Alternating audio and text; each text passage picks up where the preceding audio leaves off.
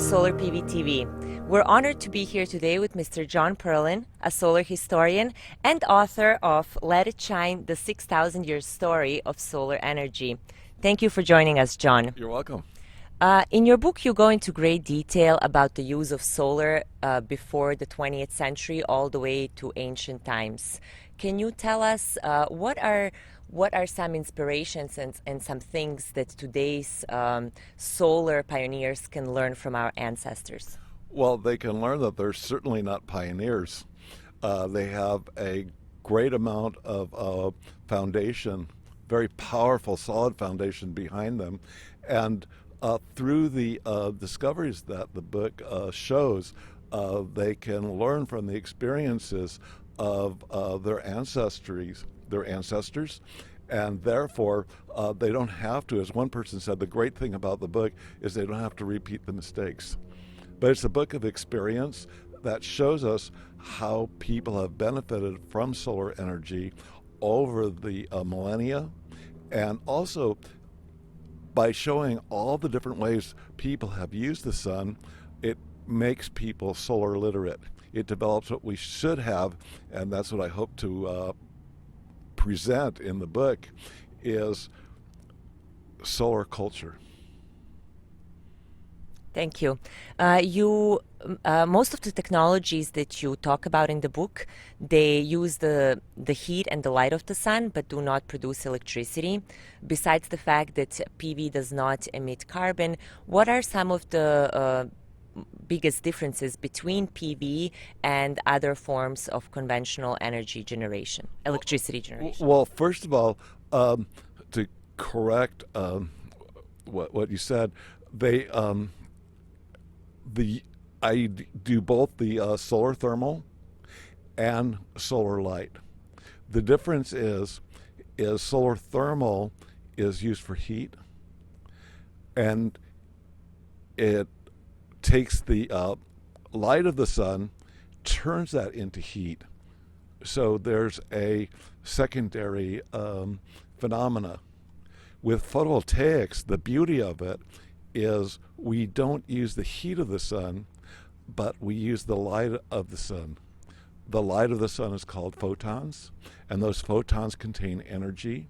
And what I think is the most amazing phenomena in the history of humanity is the ability of certain materials that we have now discovered that can convert sunlight directly into electricity. You know, in ancient times, everybody was trying to transform lead into gold. But this is a more incredible transformation where light hits a material that's only a few microns thick, and out of it comes electricity. And some people say, well, this material is so small. Isn't the electricity weaker than the type of coming from these big macho power plants? And people don't realize that, just as in the Declaration of Independence, that all people are created equal, all electrons are created equal. In your mind, what are some of the biggest factors that allowed for the explosive growth of PV in the 21st century? Well, actually, once again, it had a great foundation. We would have none of this photovoltaic, we would not have this photovoltaic revolution if not for the work done at Bell Labs in the 1950s, where they developed the silicon solar cell. The silicon solar cell is the workhorse of today's solar revolution. What happened was there was a very orderly development where people learn from experience. First of all, it began with satellites, and people don't realize that the whole modern world is run by satellites, and all satellites are run by photovoltaics. So in a sense, photovoltaics today run the world. For example, your cell phone requires a satellite. Using ATM machines require satellites. And the military would come to a grinding halt if not for photovoltaic-powered satellites. Then it went to power the needs of all places, the fossil fuel industry, because they have a lot of remote power needs, and photovoltaics because it does not require, it's an autonomous power source. It could just be placed at the need. And that's probably one of the beauties of photovoltaics is where you need electricity, you can place the photovoltaic array right where it's required. So therefore, every house can become its own power source. Now, as people learned the advantage of photovoltaics, which I tell people is the only 20th century source of electricity we have. All the other sources of electricity are based on heat, and they're based on 18th century science and 19th century science. Photovoltaics is based on the discoveries of quantum physics developed by Einstein. So what transformed a niche technology, which photovoltaics were, was the German energy program, which began in the year 2000, which shows the importance of policy, where they offered a premium called a feed-in tariff for people generating electricity with photovoltaics.